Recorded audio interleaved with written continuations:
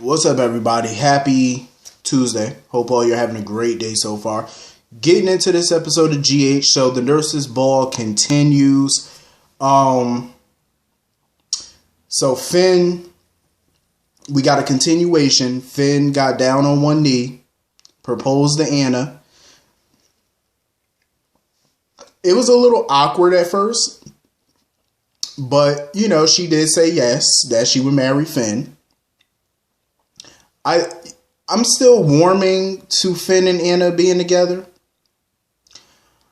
I kind of like them together, but I don't know about this marriage business, though. I don't know. Like, I don't know. I'm trying to root for it, but I'm trying. I'm a work in progress with this couple. I really am. I'm a work in progress. I'm trying.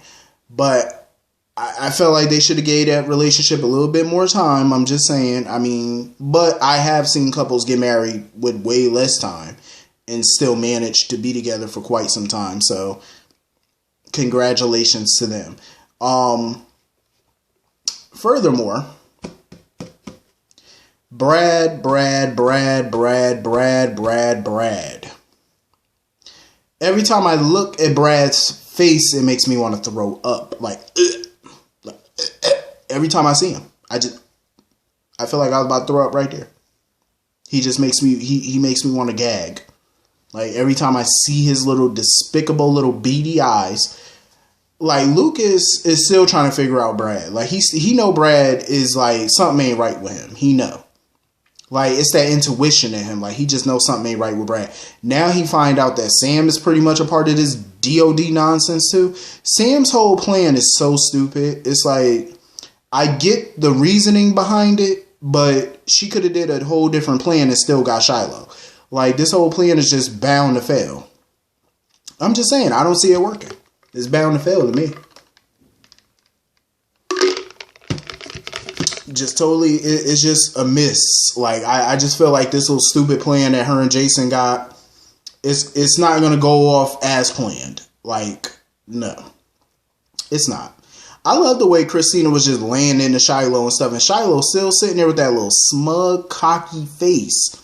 Still sitting there talking about the DOD house is always open to you. And I am so glad Sonny showed up when he did to let him know, like, bro, your time on this earth is very limited right now. And you mess with the wrong family. I was so happy when Sonny showed up at that point. I'm like, Sonny, please do something to shut him up, please. Because that little arrogance that's radiating off him. I don't know what it is, but I will say this. The actor who plays Shiloh is doing an amazing job at playing somebody so cocky and so arrogant. I don't know if he's like that in real life. I would hope not. But he plays it a little too well. Because arrogance, every time I see him, that arrogance and that cockiness just radiates off of him. I'm like, wow, is he really like that in real life? Or he's just that good of an actor? I'm like, because every time I see him, he got that little smirk on him. And I'm like, okay. That little smirk that he got, I'm like, come on now. He got that devilish grin to him. That's how you know he a heathen. You know he a devil. He worshiped the devil, you could tell. Somebody need to get their holy oil and anoint him or something, because he got that little facial expression all the time. Just make you want to sock him in the jaw real quick. Like, he just makes your blood boil, like, when you see him, like, in that arrogance. It's like, wow. Speaking of Nina, if there's any character that's making my blood boil the most, it's Nina. Like, she is just so weird. Like, you know, like, she goes out of her way to make Willow's life a living hell. Like, just out of her way to make this girl life miserable. I'm like, Nina, go sit your old behind down and go get a life. Like, what is your deal? Like, so she basically sitting here eavesdropping on Willow's call with Diane or whatever.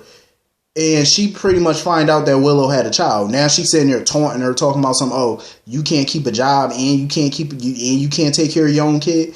Willow, Nina, shut up. Like, first of all, you can't even have kids. Second of all, the stepdaughter that you have, you're turning her into a little Tasmanian devil. Like, turn her into a little damn she-devil that you can't control. And you sit there and baby her and pat her on the head every time she do something devilish. And you think it's sweet and cute. Like, no, you're the one who can't keep a child. Like, you're the one that can't take care of one. So keep your mouth closed and go get you some business and worry about that little lying fiance that you have who lies every time the sun pops up. Can't tell the truth to save his own life. That's what you need to worry about. And worry about the daughter that's currently lying to you. My daughter Sasha, that's my daughter. Yeah, you worry about that one instead of worrying about somebody else's life. And she wants to sit there talking about Willow can't keep a job. Willow doesn't have a job partly because of you. That's why she doesn't have a job. The big part is she doesn't have a job because of your nonsense. Like, I swear, if they turn out to be Willow be her daughter, I swear I hope Willow never forgives her. Like, I just hope not. I mean, because this woman has been despicable and horrible to her since day one. Day one, she's been nothing but nasty and rude and like a little mean girl. Like, and it's sad. It's very sad. Like, she need to go get her some business. Like, seriously, you got a company to run. You got a fiance, a lying one. You have a stepchild. You got all this stuff on your plate, and yet you worried about this one person. You're worried about this one person who is of no threat to you. Like, are you serious? Like, go get a life. And then you want to sit there and talk about a child, and as soon as she turn around, here goes Shiloh. I say, here we go. Now he know the truth. So it's going to be on and popping tomorrow. Because he definitely going to demand answers. If I was Willow, I honestly would tell him the same thing that she told her mother. She had a miscarriage. Simple. Tell him the same lie that you told Harmony. Same lie you told Harmony, you tell him. He'll believe it. What else he gonna do? Do some research? He ain't gonna find nothing. He ain't gonna find nothing. Long as Brad keep his little stupid mouth shut. Actually, you know what? I just hope Brad do open his mouth. Because I'm ready for the truth to come out. I mean, the nurse's ball is practically over. People are leaving early. So, you know when the ball is almost over when people like Anna and them start leaving early. So it's time for this. Somebody need to get some truth to come out. So anyway, like when Laura and Curtis finally woke up and those cops showed up, the Canadian police, Laura took charge real quick. She was like, I'm the mayor of Port Charles. Get me a helicopter. That cop was like, helicopter? She was like, yeah, mother, check my credentials. I said, that's how you take charge. That's how you be the boss. Like, for real, take charge. So Curtis got in touch with Chase to let him know that Ryan was alive and on his way to Port Charles. I was like, but hold up. How come Chase didn't warn anybody that Ryan was on his way?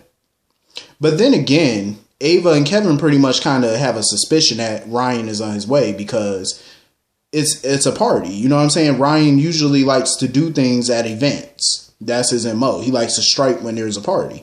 So Ava pretty much got a feeling that Ryan will show up at the ball. So I think in the back of their mind, they already know.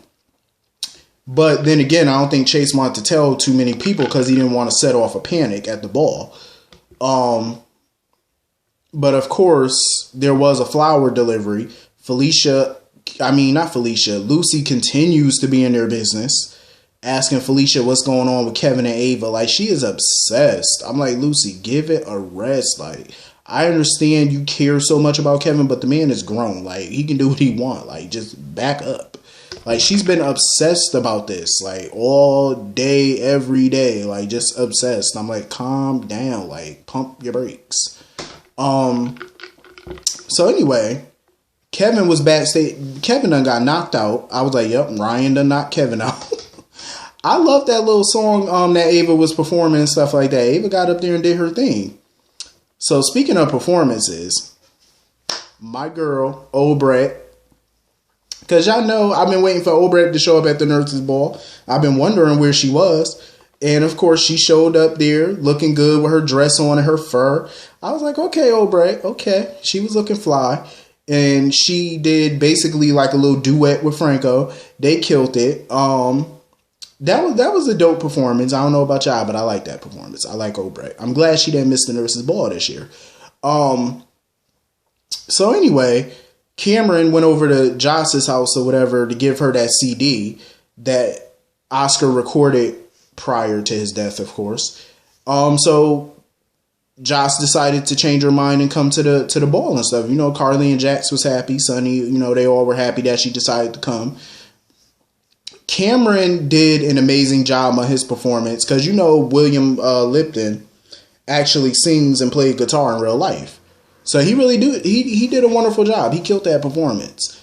His voice was dope. Like, he really can sing. I heard him on Instagram and stuff. Like, dude really can sing. He was amazing. A lot of the performances so far at the Nurses Ball this year, I've been liking a lot of the performances. I think I probably like the performances more this year probably than I did last year. Cause I definitely think that they put maybe a lot more effort into it and they wanted to really do it up this year. Like, they really did a great job with it.